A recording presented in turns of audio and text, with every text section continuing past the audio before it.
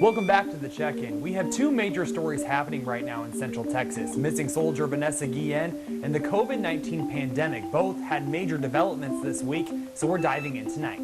First, let's talk about Vanessa Guillen. This week, one suspect, Cecily Aguilar, is in custody and the other, Aaron Robinson, committed suicide. A criminal complaint provides really gruesome details in the case.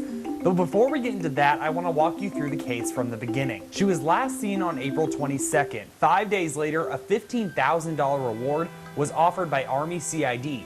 June 15th, it increased to $25,000. The next day, another $25,000 is added by LULAC. On June 17th, surveillance video release shows Vanessa at a local restaurant in April.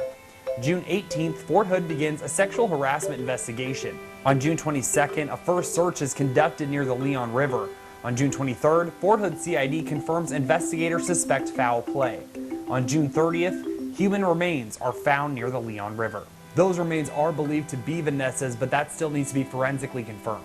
Now here's what the official criminal complaint that contains comments from Aguilar says happened, but we want to warn you, the details are disturbing. Documents say Robinson admitted to Aguilar that he hit Guillen with a hammer multiple times, put her body in a box, and took it to the Leon River. There, the two mutilated, tried to burn, and buried her body, according to the documents. Aguilar is now in custody and facing federal charges. In a press conference Friday, CID says there are no credible reports or information that Vanessa was sexually assaulted.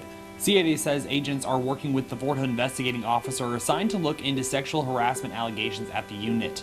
Robinson was not involved in the allegations, and they have no credible evidence that an NCO walked in on Guillen while she was showering in a locked room, according to CID. They say if anyone has any evidence or credible information, to provide it. We have extensive coverage on this case on our website, kcentv.com.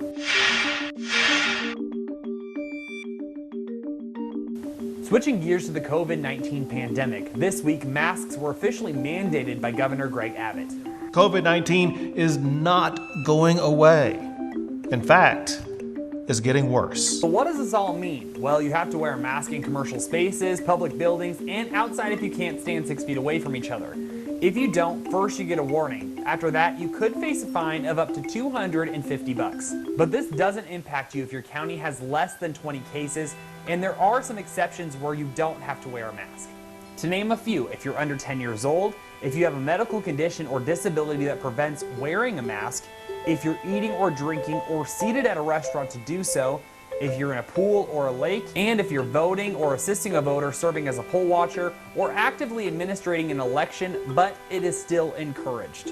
Now, this decision comes at a time where cases in Texas are surging. On Friday in McLennan County, we saw a record amount of new daily cases at 271. Now, here's a diagram sourcing the DHEC showing how wearing a mask can have a lower risk of passing it on to others.